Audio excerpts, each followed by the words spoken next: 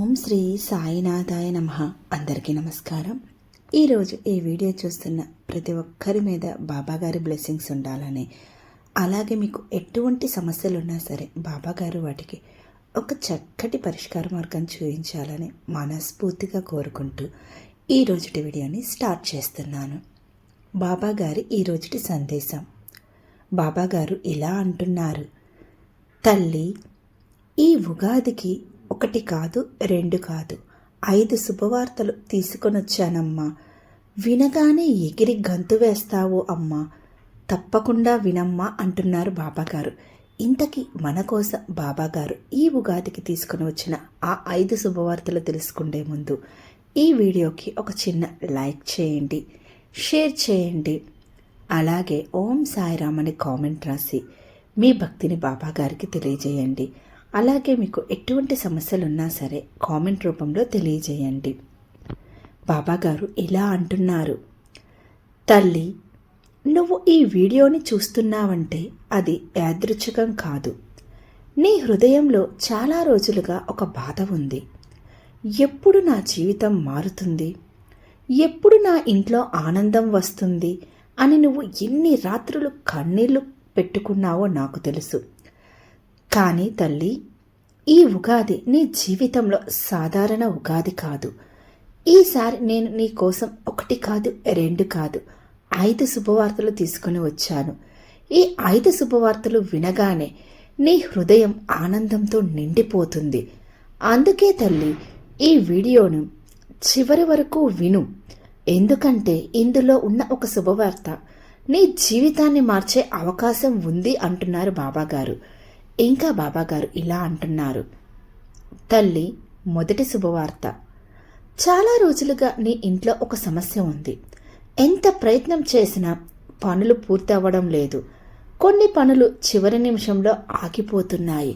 ఇది నీ తప్పు కాదు తల్లి. కొన్నిసార్లు కాలం కూడా మనకు పరీక్ష ఇస్తుంది. కానీ ఈ ఉగాది నుంచి ఆ అడ్డంకులు ఒక్కొక్కటిగా తొలగిపోతాయి. నీకు రావాల్సిన అవకాశాలు ఇప్పటి వరకు ఆలస్యమయ్యాయి, కానీ ఇక ఆలస్యం అవ్వవు. ఉగాది తర్వాత వచ్చే 3 నెలల్లో నీ జీవితంలో ఒక పెద్ద మార్పు కనిపిస్తుంది. నీకు వచ్చిన అవకాశం చూసి నీకు నువ్వే ఆశ్చర్యపడతావు. అందుకే తల్లి, ఇక నుంచి భయపడకు. తల్లి, ఇక 2వ శుభవార్త. నువ్వు చాలా కాలంగా ఒక కోరిక కోరుకున్నావు. అది ఉద్యోగం కావచ్చు, డబ్బు కావచ్చు, లేదా కుటుంబంలో శాంతి కావచ్చు. నువ్వు ఎన్నిసార్లు దేవుడిని అడిగావో నాకు తెలుసు. కొన్నిసార్లు నా ప్రార్థనలు దేవుడికి వినిపించడం లేదా అని కూడా అనుకున్నావు. కానీ తల్లి, ప్రార్థన ఒక్కటి కూడా వృధా కాలేదు. ఈ ఉగాది తర్వాత నీ ఆ కోరిక నెరవేరే మార్గం కనిపిస్తుంది. అది చిన్న మార్పుతో ప్రారంభమవుతుంది, కానీ ఆ చిన్న మార్పే నీ జీవితంలో పెద్ద ఆనందాన్ని తీసుకువస్తుంది అంటున్నారు బాబాగారు. 3వ శుభవార్త. తల్లి, కొంతమంది నిన్ను చూసి ఈర్ష్యపడుతున్నారు. నువ్వు ఎదగకూడదని కోరుకునే వాళ్ళు కూడా ఉన్నారు. కొన్నిసార్లు నీ పనులు నరదృష్టి వల్ల కూడా ఆగిపోయాయి. కానీ భయపడకు తల్లి, ఈ ఉగాది నుంచి నీ మీద ఉన్న నెగిటివ్ ఎనర్జీ తగ్గిపోతుంది. నీ ఇంట్లో శుభశక్తి పెరుగుతుంది. నువ్వు ఒక చిన్న పూజ చేస్తే ఆ శుభఫలం మరింత ఎక్కువ అవుతుంది. ఉగాది రోజు ఉదయం దీపం వెలిగించి దేవుడికి నమస్కారం చేయి. అప్పుడు నీ ఇంట్లో శాంతి మరియు ఆనందం పెరుగుతుంది అంటున్నారు బాబాగారు. 4వ శుభవార్త. తల్లి, నీ ఇంట్లో ఒక మంచి వార్త వచ్చే అవకాశం ఉంది. అది ఉద్యోగం గురించి కావచ్చు, వివాహం గురించి కావచ్చు, లేదా కుటుంబంలో ఒక శుభకార్యం గురించి కావచ్చు. ఇప్పటి వరకు ఆగిపోయిన విషయం ఈ ఉగాది తర్వాత మళ్ళీ ముందుకు వస్తుంది. నీ కుటుంబ సభ్యులు కూడా ఆ వార్త విని ఆనందపడతారు. నీ ఇంట్లో నవ్వులు మళ్ళీ వినిపిస్తాయి అంటున్నారు బాబాగారు. ఇంకా బాబాగారు ఇలా అంటున్నారు: తల్లి, 5వ శుభవార్త ఏంటో తెలుసా? ఇది 5వది, కానీ చాలా ముఖ్యమైనది. ఈ ఉగాది నీకు కొత్త ప్రారంభం. ఇప్పటి వరకు నీ జీవితం పరీక్షలతో నిండిపోయింది, కానీ ఇక నుంచి నీ జీవితంలో ఆశలు పెరుగుతాయి, కొత్త అవకాశాలు వస్తాయి. నీ మనసులో ధైర్యం పెరుగుతుంది. అందుకే తల్లి, ఈ ఉగాది రోజు దేవుడిని నమ్మి ఒక మంచి నిర్ణయం తీసుకో. ఆ నిర్ణయం నీ జీవితాన్ని మంచి దారిలో నడిపిస్తుంది అంటున్నారు బాబాగారు. ఇంకా బాబాగారు ఇలా అంటున్నారు, తల్లి, ఈ ఉగాది నీ జీవితంలో ఆశ మరియు ఆనందం తీసుకురావాలని నేను కోరుకుంటున్నాను. నువ్వు ఈ వీడియోను ఇక్కడి వరకు విన్నావంటే దేవుడి ఆశీర్వాదం నీకు దగ్గరగా ఉంది అని అర్థం.